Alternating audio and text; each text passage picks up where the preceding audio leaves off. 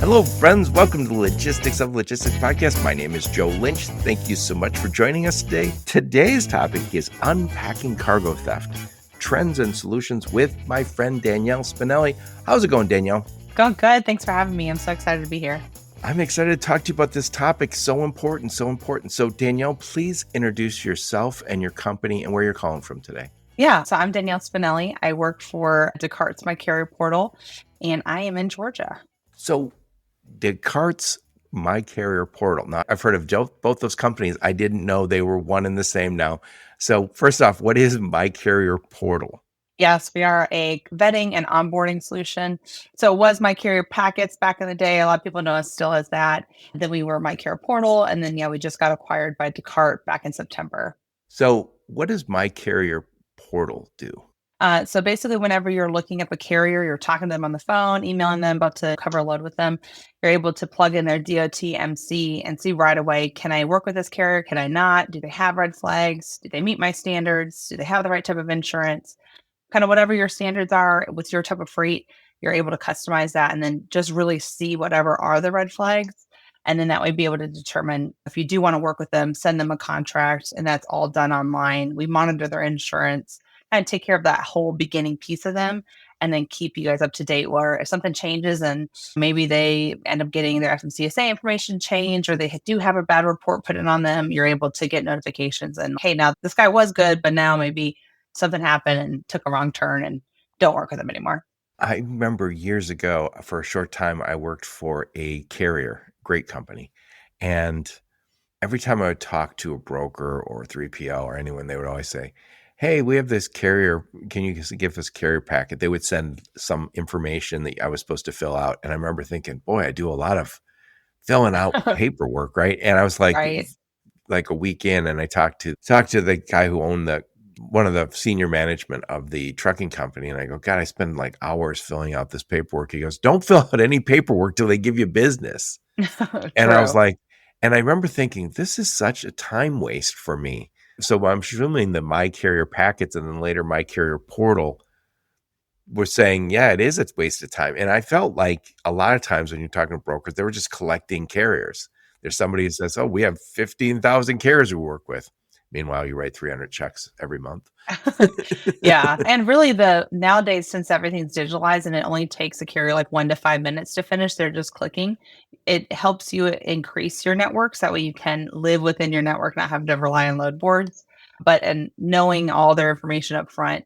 But yeah, like you said, I dealt with having to send PDF packets to carriers and they would have to print it off at a truck stop and pay for each page, fill it out, send it back in. That took an hour sometimes. So definitely a long process. So you mentioned Descartes. So Descartes bought MyCarrierPortal?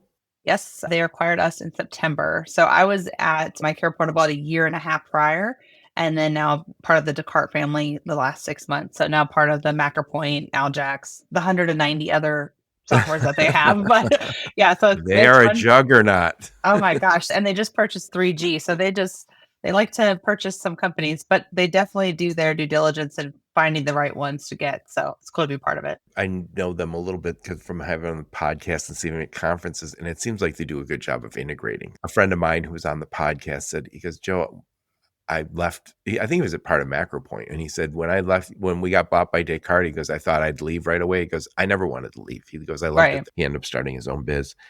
Anyway, you're doing a webinar. And we talked the other day about the webinar you're doing. I wrote it down. Combating Strategic Cargo Theft, Stories from the CHP, California Highway Patrol. And that is April 24th. We'll make sure we put a link to that in the show notes so people can come to that webinar. But tell us briefly about that webinar. We're going to get into more detail in a little bit, but tell us a little bit about the webinar. I'm honestly so excited about it. So I met the California Highway Patrol. It's the California Highway Patrol Cargo Theft Task Force. There's only 4 guys that handle all of Southern Cal, which is wild because California is the number 1 state that gets hit with cargo theft. But I met them. They were telling me all these crazy stories, just the things that they experience and how they're catching these guys is so wild to me. And so I was like, hey, how can I get you on? Everybody needs to know these stories. Everybody needs to see what you guys are dealing with. Because I think there's a big misconception and like stuff getting stolen and people just thinking there's nothing they can do about it. Oh man, I have to pay this claim and whatever. But it's nice to hear that there are people that are combating it. That's where this whole thing came into play. I want them to tell their stories, also give tips and tricks on how what we can do as brokers or in the industry to try to combat this on our end, and then tailing it off with having the TIA government affairs guy, Daniel hop on and like a call to action. Us as regular Americans, what can we do? Because there's not Right. enough. There's not enough. Like when I was talking to the officers, are like, yeah, I'll arrest somebody, and a couple of weeks later, they're back out again. There's not enough strict laws to keep them away from doing the same thing over and over again. Yes, and you said something to me the other day that just really hit home. I said freight fraud, and then you said cargo theft, and you said something like, it's not just when we say freight fraud, we forget that it was fraud so they could steal our stuff. Yeah, the And fraud part. Oh, sorry. Go ahead. I was going to say, and it's not just stealing trucks or stealing trailers, that you guys are getting into all of the stuff that's happening with rail and containers. This is a problem that is all across the supply chain. It's wild. And even like our cost of goods, just as Americans, our cost is going up really because of that. These big companies are not just taking the loss, otherwise they would be a lot better about protecting their cargo. They're really just hiking up our prices. So I think it's important for us to know how we fix this, and then giving our officers as well like tools. Hey, if this does happen, this is all the information I collected, helping them be able to find these guys too. Yeah, it reminds me, many years ago when I worked in automotive early in my career, and in product development, we came up with all sorts of anti-theft stuff. So it was harder and harder to steal cars. So what did the thieves move to? Carjacking, because that found the weak link was when you're in the car. If somebody points a gun at you, you get out of your car and give it to them. And I feel like to some extent we've made, not California because they legalized shoplifting a while ago. I think they've gone back on that, but shoplifting is hard now because you have all these cameras. We've made it more difficult. You can be caught. So they moved into our supply chain, and your webinar is combating strategic cargo theft, and that's the networks, the organized rings of criminals. So we'll talk more about that in a minute, because I think a lot of us think this is just guys opportunistic, just doing this, but this is very organized and it's very dangerous when you think about what they might get at, whether it's drugs or weapons or Yeah. Xbox. We can't have our Our Xboxes. Nike shoes are, yeah, don't take my shoes. Yeah. And what I think is interesting too, you mentioned earlier about whenever I was talking about fraud and then cargo theft, really the fraud, and I think how this got so out of control is double brokering, for instance, has always been a thing, like forever and a Yep. day. Yep. It was back in the day where, my truck broke down, so now I'm having my best friend pick up the load and deliver it. Well, that's technically double brokering, but back in the day was where these loads would actually get delivered. And it's who cares because the loads get delivered. I don't really care if he's skimming some from the top, whatever. Yeah. Hopefully no one gets caught. It's whatever. So that's not really even the bad stuff of that. Yes, that is fraud, but really where it comes in hand, where it's affecting everybody, is when it becomes theft, where these loads go missing. They don't make it to delivery. They take a couple pallets off and the receiver has no idea. That is really where like the theft part of it is what's scary. And I think we use fraud as such a trigger word right now, but it's really the theft part that is such a impact on everyone's pocketbooks. Yes. And you got involved with this because this is part and parcel of what MyCarrierPortal is about, which is get some good partners and keep working with them. We use a lot of automation, and I think we're all for that automation, but it sometimes means we're working with people we don't know. So please elaborate why this is right up your alley at MyCarrierPortal. Honestly, I'm almost like a nerd with all this fraud stuff, but I love learning about it. But with MyCarrierPortal, it's the way that we give our tools, and every system of vetting and things are a little bit different. But the way that we and our philosophy behind it is we want to give you those red flags to say, not necessarily that, yes, this is for sure a good guy, or yes, this is for sure a bad guy, because a lot of it's subjective data. And I don't think it's fair to shut down a carrier just because they just started a business. I don't think that's right. But because they did just start their business, I need to talk to them a little bit further. I need to ask them more questions. We have a VIN verification program. I need to verify they're actually standing there with a truck and this truck does belong to them. I need to do my due diligence, even though I have a red flag, which is, like you said, it takes that human part back into it. Because really it's a combination of I need tech to help me make this faster. I need my day to go by quicker, but then I also need the human part of it in the vetting.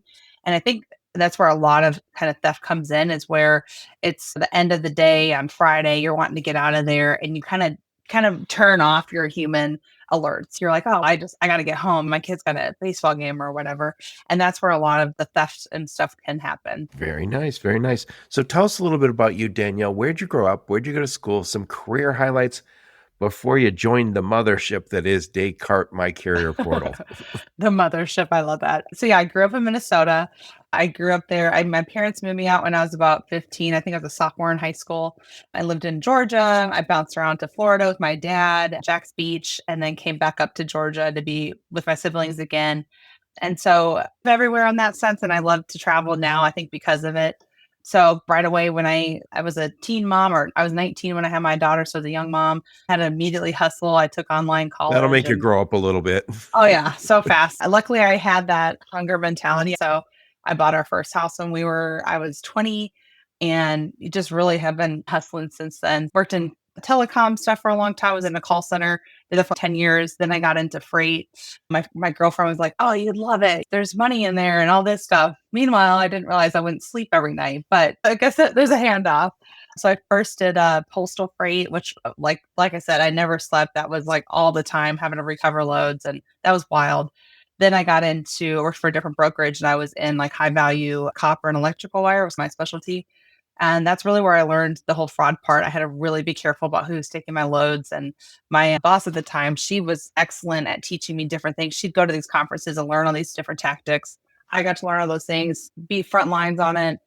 And so I was a user of MyCarrierPortal for it was the last 3 years of me being a broker. We switched to that. And what a difference. Because it made such an impact to me, really how I became to work for MyCarrierPortal is I wrote the other sales guy, his name is Mike, on LinkedIn. I'm like, hey, you guys like save my life over here every day. My job is so much easier. And like I almost had a load stolen, but because of you, it didn't. And thank you. Kept talking, kept telling them stories of what happened. And basically one day, hey, we got a sales job opening up. You want to come? I'm like, let's go. So that's how I became with MyCarrierPortal. And then like so with Descartes now. So Yeah, this is a business that attracts the hustlers wherever they are at. They might have, oh, I got a degree in English and realized that wasn't going to be enough. So somehow became a hustler and got dragged into the logistics biz.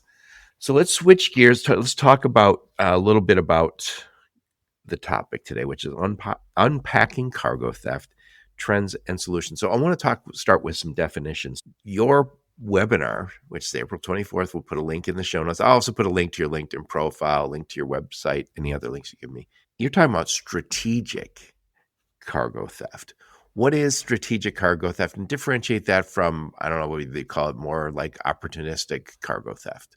yeah, strategic is definitely more where they're hitting kind of all angles of the business. They know exactly what type of carrier to pose as. Maybe they're posing as a carrier and they like hack into their account. A lot of phishing attempts happen nowadays.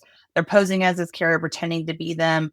There's a whole strategy behind it. They're targeting certain brokers that maybe don't have software programs or don't do a good job at vetting, or they're simply hitting them at that 4 p.m. on Friday when they know nobody wants to leave. Is very strategic in their whole process. Not only that, but a lot of times it's from what the California Highway Patrol guys told me, it's the same type of groups, I guess, that they're seeing. Not necessarily like a cartel, that type of thing. I guess there's other type of organizations, and they'll jump into that a lot more. They know a lot more than me on my webinar, but really they're seeing the same people pop up over and over again because they're getting arrested. Like they'll find them, they'll steal millions of dollars worth of stuff. They'll find these huge warehouses completely full with stolen freight, maybe $2 million worth of freight. They get arrested, they get prosecuted. They're in there, they get time for a year because it's considered property theft, not even retail theft at this point, it's just property theft. And so they'll serve a couple weeks for get out for good behavior because the prisons are overran or they're illegal. They take them out of the country. They just come right back in over and over again. And that's why I just think it's really important that us as Americans, and it's frustrating too, because as an American and dealing in logistics, you're like, oh my, why is nobody doing anything about this? This is such a problem. It's billions of dollars being stolen every year. Why was this not on the presidential campaigns first thing they talk about? There's enough of us in logistics. Really, I think that's where we all need to come in and make a change. It's wild. Yep. And it's I think when we talk about this, is a very big topic because I've talked to a lot of people about cybersecurity. So we're all concerned about cybersecurity because that could be the ransom attacks. That's people hacking. They are not doing anything typically physical. They want to get into your systems. They want to hold you ransom, maybe because they're a hacktivist and they want you to divest of this business unit, or they're maybe supported by another country, or they're just looking to make a buck. And so there's cybersecurity people, and I feel like freight fraud is very different than that because we're talking about physical stuff, and that's you described earlier. It's happened for a long time in our business. It's just double brokering. I give it to this guy.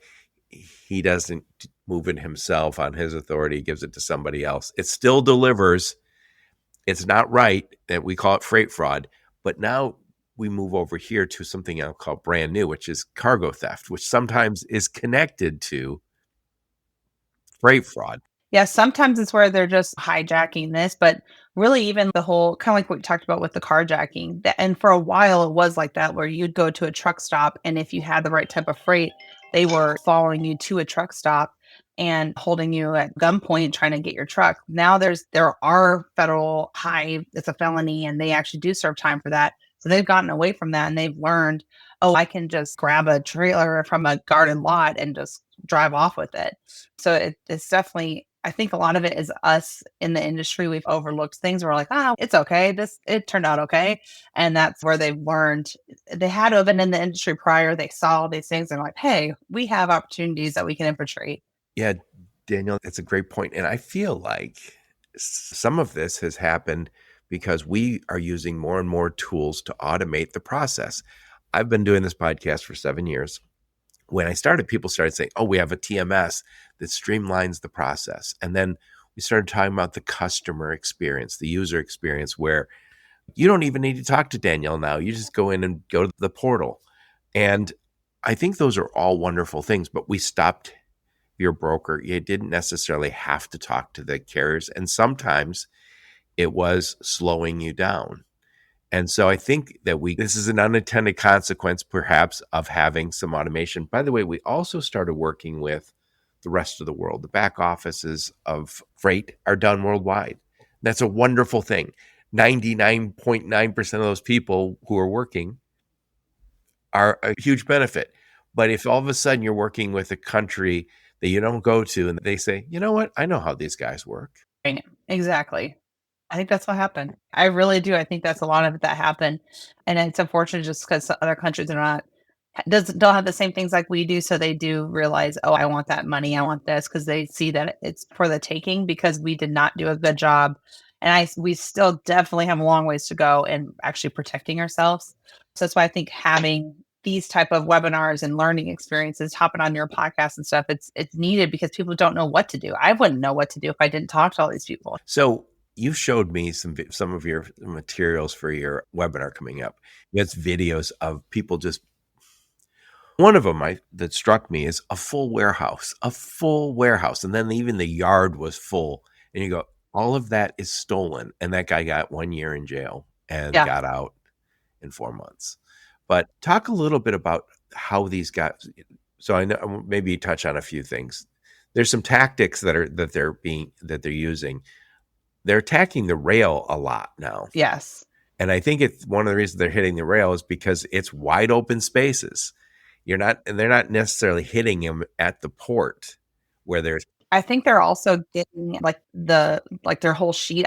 To me, there's got to be people that are working with like the rail companies are giving the whole manifest of where is what, because I showed you that video where they're just they're on these rails, like hopping from thing to thing, cutting them, open them up and throwing them on the side of the way and having a car drive up, grab this stuff. Usually it's like shoes or whatever it is. I highly doubt they're throwing TVs off the way, but maybe, and grabbing this freight. And so that's something that our California Highway Patrol, they have a certain area where there's nothing. It's in the middle of nowhere. There's no lights. There's no cameras. There's nothing there. Why is it still like this, knowing that it's a hot spot? I asked them why. They're like, we need funding. We need to be able to put all this stuff up there. We're not getting what we need on that front. So it's wild. So when you think about a truck, most trucks, especially if it's got expensive, high value cargo, if it's drugs or if it's Xboxes or something. I think a lot of those will be if the driver's not driving it, it is in a lot that has video and probably a locked gate. So we've made it difficult to get at that. The rail is thousands of miles, and some of those are wide open spaces. And so that's just the weak link. And there's not going to be videos everywhere. And when you told me something also I thought was interesting, you said we use tracking technology devices, but we're using them in a way that can easily be worked around. Please talk about that. Yeah. So two parts with the cart with the macro point part of it, we do tracking for the drivers. Well, we were really reliant on them having their phones with the apps. And really we've been seeing there's a couple things on that. We've been seeing that there's stuff being spoofed, things like locations being manipulated. So you as a broker think everything's fine. Luckily, MacroPoint picked out on this. We've been like combating that. It's like our biggest. We have a whole huge division that's literally just attacking that part. But because of that, we've been seeing we really need to be tracking the ELD instead because this guy can just turn off his tracking on his phone at any time. The ELD part is a little bit more secure. So one initiative is tracking the actual truck. Now, I don't think that stops everything. I think you also need tracking on the freight. I think this is where the shippers get involved because this is part of the loading process. What the California Highway Patrol guys were telling me was that really they would have these tracking devices, but they would set it on the very end of the trailer. The very top of the first pallet is right there. So these guys open up the trailer and they're like, oh, this is the device I'm tossing this guy. So having it where these devices need to be more hidden into the trailer, deeper in, even inside of a pallet. It needs to be really in Yes. there. Because, or even if you have two of them, have the one that's sitting there where they toss out, oh, I'm good. I don't have to think about it anymore. A second one deeper in. Because once you realize that first one can do the detection of, hey, the doors are open, there's a light, something's going on here, I'm getting tossed, whatever they have different mechanism on those tracking. But then the second one will actually stay with the freight. So that way they can go find it. So that's how they are finding these freights the best. It's whenever a shipper or if you're yourself as a broker forcing your shipper to do this, those are the ones that are really able to recover quickly. Yep. You touched on something I think is very interesting. So when Macro Point came around, I always remember the first time I heard about it, I was still moving freight. And somebody said, do you guys have Macro Point? I was like, I don't even know what that is. I looked it up. I was like, oh, yeah, we'll do that. For sure, we'll do that. And it was great. And that Macro Point at that point was just downloaded onto the driver's phone. And you're like, wow, this is like unbelievable. I was telling my friends, like, this is an impressive feat. Look what we're doing. And to a industry that had typically not embraced every last piece of technology, it was Or like, no tech. Yeah. yes, it was. But I always say the ultimate technology is the truck. So we've always spent big money on that. But that was such a paradigm shift. It was just fantastic. But you referenced, what if the driver's not in the truck? Okay, I'm tracking that driver. He went fishing today. And so I need the driver to be in the truck for that to work. And so you said now MacroPoint's also capturing ELD. Good, I like it. And then, by the way, some drivers say, I'm not downloading anything on my phone. I get that too. But then we also talk about the trailer. Is the trailer attached to the driver and the tractor? And then last but not least, the freight. Is it in that trailer? We think it is. So we're now trying to make sure that all of these things are all coming together. And I think our data network, I don't know if that's the right word, our visibility is just getting better and better. And I hope and I think the cost of all this technology is going lower, and then the sophistication is getting higher. So that'll help with some of this. And what I'm seeing, we have a good amount of partners that work with MacroPoint that we're partnered with that do the actual cargo part of it, where you just throw the thing in the pallet. They're definitely those pricing are coming way down, and you're able to even have because we're partnered with them. You're able to have that as part of your MacroPoint section. So yeah, my shipper use blah blah blah tracking, and you're able to see it in one platform. And then have those, we do those detections where something happens, you're immediately getting an email or getting an alert in your TMS, depending on how you have it set up. So that's crucial, of course. And then I think even just making your shippers aware. For whatever reason, some of them that I'm just going to throw Best Buy out there. Best Buy, for instance, they had a huge issue with the BOL manipulation where I know we talked about this a little bit where the Yeah, that's an interesting one. I know and this is like the new hot thing that is like running rampant because this isn't dealt with on any front. Like my vetting platform doesn't have a way of doing it, but basically they're taking the original BOLs, they pick up a load, and the carrier, by the way, looks awesome. Like I even had a customer where they used this carrier for over a year, and then all of a sudden, I don't know if he just met the wrong guys at a truck stop, decided to become a bad guy. Who knows what happened? But towards the end of them working with him, they were getting the BOLs and then changing them, taking pallets off of the shipment. Let's say if there's 20 pallets, they took 5 of them off. They would change the BOL so it said that there's only 15 left. And so whenever you're at the receiver, they're like, oh yeah, this IC15 signing off. You're not getting shortages or overages or any type of red flag. So then the broker's just immediately paying the carrier. Oh yeah, these guys are great. They read X amount of loads. And then the receiver does not even notice until they're low on inventory. That's what happened with my Yes. customer at Best Buy. It's like months later, and is that really on the broker because you did not do what you should have done? So like electronic BOL should be there. That whole thing is wild. And That's because we have those paper BOLs, and yeah, it's like we're another technology where why are we so behind on this? It is blows my mind.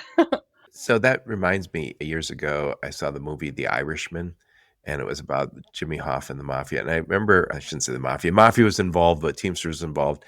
And I don't think this goes on like it did in the past, but you're supposed to be delivering 30 sides of beef, and you say, okay, we're just going to take 5 off and sell them to our friends. So that's a lot of money we made on the side. And I say, oh, I'm going to slip Danielle $50 because she's going to look the other way and say, yeah, I think we received 30, and I made some money.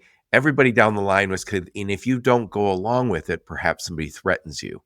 So there's always And that shortage and definitely could be lack. happening. Yeah. Yeah, we've seen this at the border where somebody is trying to bring drugs or contraband over the border, and they say, when they get caught, they say, hey, my kids are being held hostage in my hometown 200 miles from here. So there's reasons. I don't think that's the reason it's happening here, but it's gotten more sophisticated. They've figured out what our BOLs are, so they know our business enough. So they're also, Mr. Naive Joe here, years ago, I was doing consulting on a project. This is the last consulting engagement I was on. And somebody said, this truck was in the parking lot all night with cameras, and we didn't see the theft, and it was locked gate. And I was like, but we have a picture of what went in there, and we had a picture when it hit the U.S. border. And I was like, oh, I don't know. It's like 12 hours that it had driven from a factory to the Laredo or Nuevo Laredo. And I remember I said, was the seal there? And they go, yeah, the seal's here. I go, well, then nobody opened it. And then somebody said, Joe, you idiot. They take the doors off and keep the seals. And I was like, I go, oh my God, how much work is that? He goes, a lot of work. And they had taken, I told you this the other day, took some basically sheet metal. And I was like, what is that sheet metal worth? They're like, probably $20. Yeah. But they're hoping, rolling the dice on whatever. They're hoping that was the Xboxes. They're hoping they're Apple phones or something, Yeah. right? So then that may be even more like the opportunistic theft too, because they're just getting whatever.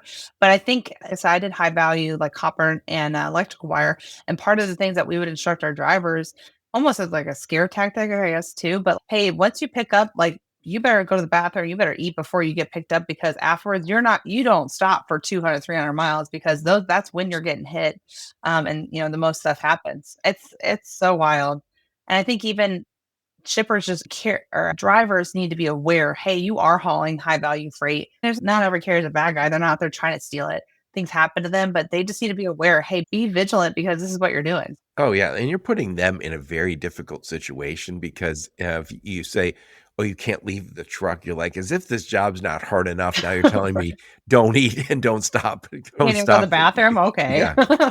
Yeah. We wonder why people leave our industry. And anybody who's willing to drive a truck all day long is willing to put a full day's work in. But yeah, this has become a bigger problem with this. And you're going to cover more of the gangs that are involved in this, the networks. But we all are dealing with this. And again, whether it's cybersecurity or just what I'll call the double brokering freight fraud and now cargo theft outright. And that's happening. I just talked to Ann Renke. She's at IANA, the Intermodal Association North America. They have a big initiative because they feel like, and then she's in near Washington, D.C., and she said, we don't seem to see anything from the feds on how to help us. So we're on our own. I think it's going to be associations and companies like Descartes partnering with the California Highway Patrol. No one's going to solve this for us. And by the way, it's also very difficult. This is insidious. There's not a silver bullet either. So I think that's maybe why lawmakers have had a hard time is there's not a silver bullet. It's gone so far crazy. But I mean, if you think about it, it was so far crazy with the mafia back in the day, and they figured that out. I think this is just another ring of crime that they left to the side. It's gotten way out of control.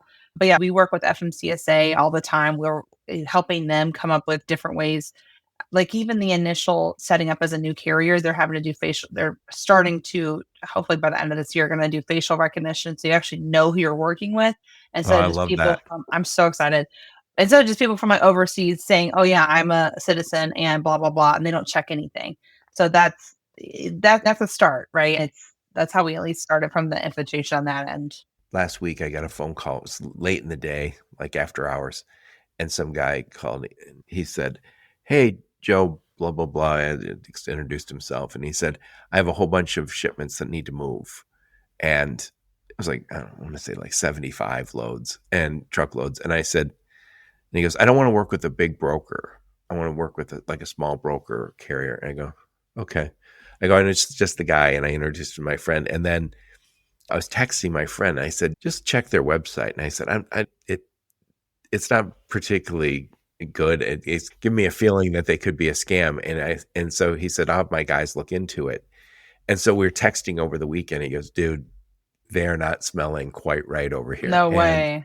And I think, yeah, that's how it happens, because who's not excited as a broker to get 75 loads? Right. Yeah. And potentially a new customer.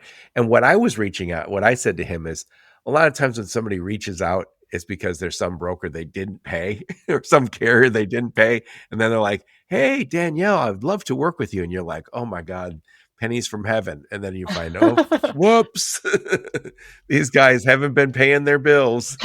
I know. I heard a story where it was a fraudster. It was a real shipper. They've updated their website and changed all their contact information to them though. And then they pretended to be the shipper. Then they pretended to be they gave it to a broker. They pretended to be the carrier, acting like they picked up this magical load, made fake bills, turned that in. So they were getting paid by this broker on loads that didn't even happen by a shipper that doesn't exist. That was like one of the craziest things I've ever heard. And it's like, how do you even stop that? And those are one of the things where those relationships, you got to go to the shipper, meet your customer. And a lot of that, I don't think we have that relationship mindset anymore. And I think that's why this is happening. I'm going to plug my buddies over at the Broker Carrier Summit. It's coming up here April 28th through the May 2nd. It's in I'll be there. Indianapolis. Okay, good. I'm a speaker. Oh, that's fantastic. But what they're trying to do is get some of these relationships. Nobody wants to leave the technology, the automation, and that streamlines everything. We don't want to leave that, but we have to somehow make time for relationships, because you're not being defrauded by the guy who you've been working with for the last 5 years. You're being defrauded by the guy who's doesn't have a website, or it looks sketchy, or he doesn't want to talk on the phone. He only wants to text. Yeah. Our spidey senses have to be better when you say, oh, this guy's ridiculously cheap. That's why I'm working with him. We're going to make a ton of money. No, you're not. Yeah. Something is off for sure. So in terms of the solutions, you told me we got to do better with our devices and tracking. You also, this is really what you do over at MyCarrierPortal, we also have to do better with vetting. Talk about how that vetting helps prevent this problem. Yeah. Now, I know people and back in the day, I had my own checklist. Like I did everything manual. I had my little sheet of paper that was on my computer. I had to do all these certain things, check this, call this number, verify this, all these things, talk to the insurance company before I even was able to send the PDF packet. That took forever. And I mean, it's important to do all those things. I don't think the human element of that should be taken away, but you need something that just gives you the red flag. So that's what we do. You customize, hey, with because I haul high value freight, high risk freight, I need to have certain parameters on my carriers. And with those parameters, let's say they need to be in business for my own company, we did need to be in business for a year. They need to have 5 truck minimum. They need to have 200,000 on insurance. They need to have a rating on that insurance. Just some of the things, not have any red flags. Their safety rating needs to be good. Like the perfect, I need to find a gem, but they're hauling high value freight. So then I have to pay them more, that type of stuff too. But having MyCarrierPortal makes it where you can quickly see whatever's not meeting your standard. And sometimes it's where it's a large company. And let's say, like one of my favorite guys, and I use them all the time whenever I do like a demo, and they're like my core guys back in the day, but they have like 40 people out blocking them. And that's a lot of people saying, "Hey, I'll never work with these guys under any circumstance." But if you look into them further, they got over 200 trucks. They've been in business for 10 years. You can even see like the tracking data through MacroPoint now through MyCarrierPortal.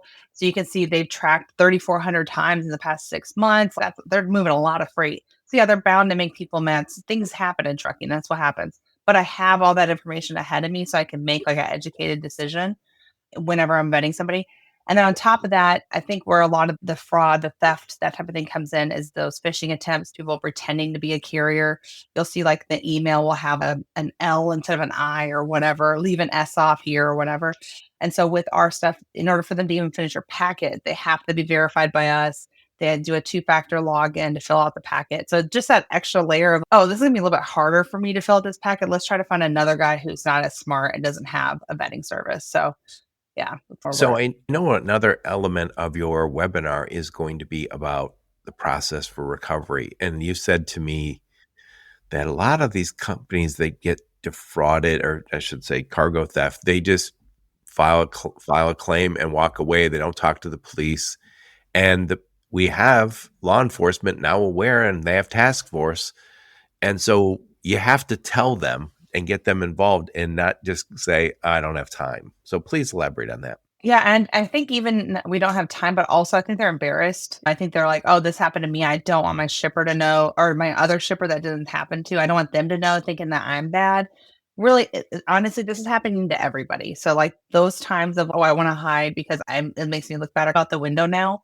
I think in order to combat that, you need to have a good sense of like your guidelines in place so you can go back to your shipper. Hey, I just want to let you know this happened to me, but this is what we're doing to improve on it.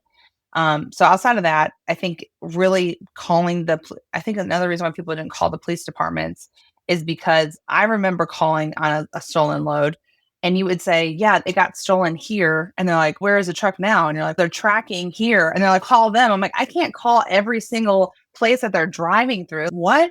So I think and that's something like the California Highway Patrol guys and I talked about for a long time. Like, why do these guys not know? Why can they not help me? Why do they just shove me off?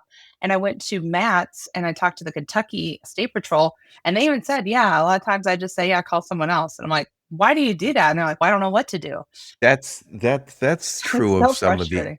the there's these groups that are stealing identities, and it's happening on a global level. And so if you call your local police force and say, hey, they're pretending to be me online, and I'm not the internet police like that. And Yeah. so we in some ways have to help law enforcement and feds. I think this is going to be solved by the community, our associations. It's because it is difficult and it's hard to get the police involved. So I think we're going to, a lot of ways, just have to figure it out ourselves. But it anything that hits on a global level, when you call your local police station, they're like, "What the hell do you want me to do about it?" Yeah, I'm in my small little town with one stoplight. They're like, I can't do anything. But even they will talk about when you do talk to the police and you're making that initial report, like what are things that you should say? Like one thing, for instance, they told me is don't say, I think it got stolen. You don't know if it did or if it didn't, but you need to be like, this got stolen. This is what happened. Like you need to be very definite because that wishy-washy stuff, the police are like, oh, it's not even worth my time looking into. They don't even know. So I think even just that piece alone is enough where I didn't know that. I would have been like, maybe like they're tracking, but they're not answering. And I don't know. Now they're off course. Like maybe something's wrong with their phone. And the guys are like, you don't even know what's happening. I'm not even gonna take you serious. So that right there, I think is some advice that everybody should take if this happens to you. Hopefully it doesn't, at least knowing what to do afterwards. Yeah, and I went to the Trimble conference last year, and I'm going to go again this year. and they make the technology, the tech stack for the drivers, and they have a transportation management system. They have a whole bunch of stuff similar to what Descartes has, but Descartes not as much inside the truck. And I remember talking to a guy there, and he was selling gas cards. That was their business. And I said, "Why are you here at the Trimble event?" And he said, "We're a Trimble partner." And he said, when somebody's trying to fill up their tank or wants to use that card, filling up a tank for a truck is very expensive. He said, if they're trying to fill that tank in California, but I know that truck is in Florida, we're not going to allow the charge. He says, because we can connect the card to the truck. And I was thinking, that's what the tech companies can do for us. So when somebody says, "Oh, we're based in Illinois, all of our trucks are in Illinois," and you say, "Okay, can I see any?" "No, I'm not seeing any trucks for you in Illinois." Yeah. That I think we're going to very quickly get to the place where we're able to say, "I know who those guys are." And by the way, it's going to have to be a permission-based thing where you say, "I have 200 trucks and I'll let you into our system so you can see where all 200 trucks are. You'll see 20 in our terminal today and 180 across the country." I think that's when we'll get even better at this, as soon as we can get. It's just gonna be hard for drivers to adapt though, because even that, the like Big Brother, like it was hard for them to do Mac or point on their phone, let alone watch every single thing I do in a car. I don't know. There's like it's gonna be really hard to, yes, I think they understand it's important, but then also they're like, yeah, but then they can see literally everything I do. It's like an episode of Black Mirror, but I don't want them to see everything. So it's gonna be You're very right. You're interesting. right. It's gonna be interesting. This is way off topic, but I'll say it anyway. Remember that horrible murder that we saw in Idaho with that guy who killed the college students? Yes. I was watching, I don't know why I watch these stupid crime things. They make me sick, but I watch them. And I heard somebody say, a lawyer actually, she said, it's harder and harder to get away with these crimes because we have mobile phones, we have cameras everywhere, and we have DNA. And she said, and those things make it really hard. She said, we don't think we'll see serial murders to the same extent that we have in the past because somebody's going to be able to find you through one of these things. And I think that's the same kind of thing. That technology in our space is going to combat this. Not happened just yet, but I think it's through the efforts of people like you and the chips that's going to happen. Have you ever heard of the software Genlogs? Yeah, so what they're doing like blows my mind, but they have like their own camera set up around the US. They're like a pretty big percentage now. And they were telling me a story about how they're on the phone with a shipper and they're like, yeah, we had this load stolen. It's this carrier. We have no idea where they are. They turned off all their tracking and they were like, oh, what's the carrier? Blah, blah, blah. Looked them up. And then right then and there, they found the stolen load. They were able to get it. Oh, Like that's the crazy. craziest stuff. But like that alone, like it wasn't even. And whenever I first met them, I'm like, so are you in all the traffic cameras? What are you doing? No, we have our own cameras up there. That like just stuff like that is so revolutionary and like outside of the box, but still bringing everybody in together to combat this. So I think you're right. Tech will be the one that solves this, but I think it still has to be that human element of like protection of head. We got to get that last mile of tech connected because we just began this journey and remember how excited I was not so long ago. Just that, oh, I got macro point. It's going to track my truck from here to there. And that was one or two trucks that were high value for one customer.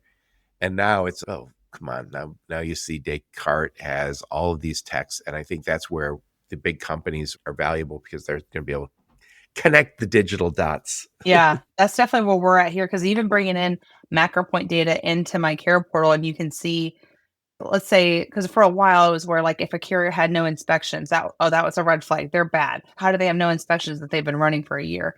And then now DOT is, I'm only pulling people over if they look like their hood's flying off. It's a safety concern. That's when I'm pulling over doing that. So the good guys aren't getting inspected. So that's why we started pulling in the macro point data so you can see, yeah, this guy's tracked. Like I said, that one carrier, 3,400 loads in 6 months. Clearly they're running just because they're not getting pulled over. They probably have good equipment. That's why they're not getting pulled over. But you can see, so even that piece coming together, that tech talking to each other, it's so cool. I'm so excited for what's coming. I can't wait. I love it. I love it. So I'm going to summarize what we talked about. Then I want to get your final thoughts on the topic. So I'm talking to my friend Danielle Spinelli, and we're talking about unpacking cargo theft, trends and solutions. And you guys have a conference coming up here, not conference, webinar Combating Strategic Cargo Theft Stories from the CHP. And that is April 24th. We'll put a link to that. And if somebody's listening after April 24th, please get me the video of that so we can embed it in the show notes so people who are listening after April 24th can check it out. I'm sure that'll be on your website too. And I'll also put a link to your LinkedIn profile, link to your website, and any links you give me. So definitely want to get to that conference if you're listening before April 24th. And so we're talking about cargo theft, and we talked about a little bit of the differences. There is cybersecurity, which is different, maybe first cousins to this cargo theft. The cargo theft is a little different than freight fraud. Freight fraud sometimes still gets your load delivered.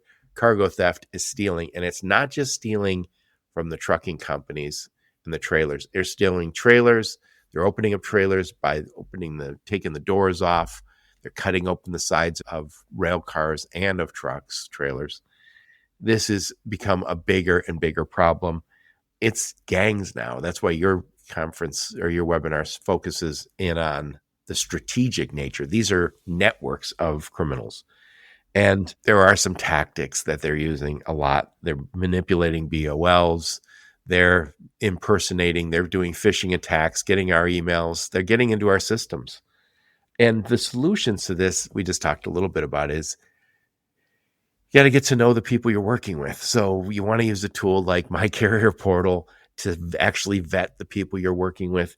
You also want to use all the tracking and all the technologies that we have at hand, and don't put it on top of the freight where the criminals can just pull it off. You got to hide it. We got to be a little more creative about our tracking because they're getting more sophisticated. So we have to get more sophisticated. By the way, I also have talked to people. I think I talked to guys over at Bloodhound Tracking. They have sensors that they've disguised inside of containers.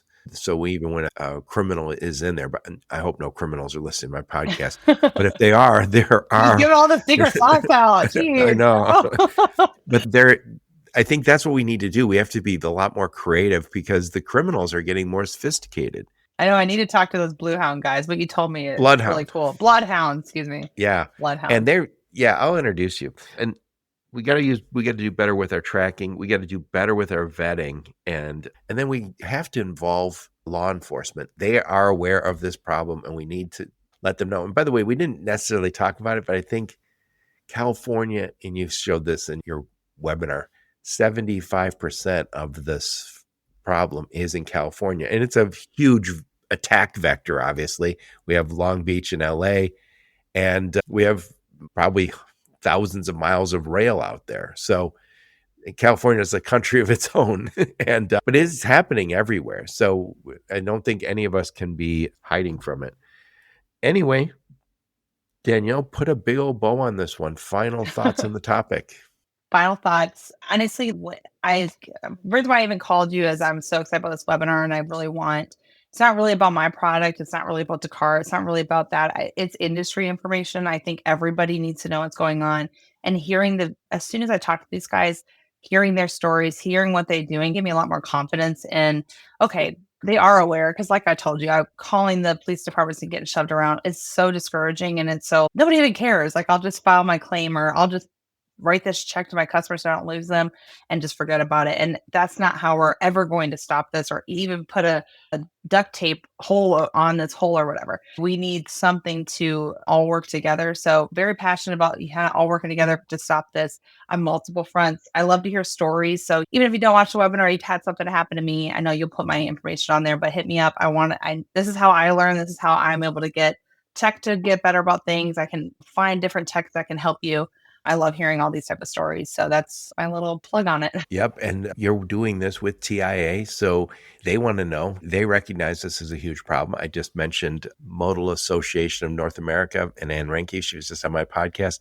They have an initiative to chase this down. So I think we have to bubble all of our concerns and all of our stories, as you said, to our institutions, to our associations, because if you don't talk about it, because it's embarrassing or you're busy, then no one can learn from your horrible story. Anyway, Danielle, thank you so much. I normally ask people what conferences they're going to. You already told me you're going to be at the Broker Carrier Summit. So why is Broker Carrier Summit so important to you and MyCarrierPortal? Yeah, we're actually sponsoring the whole tech track. Wanted to do the fraud one, but we didn't make it in time. But no, I've been now, this will be my fourth or third time, I think. And I love the fact that you can meet carriers. I'm like almost front lines working with everybody again. So I'm hearing stories about fraud here and there. I'm learning because we're doing the tech track too. One of the things we're doing there is what tech do you really actually need? How do you find tech that doesn't overlap? If you're just starting out, what kind of tech versus I've been in business for 20 years, what kind of tech do I need?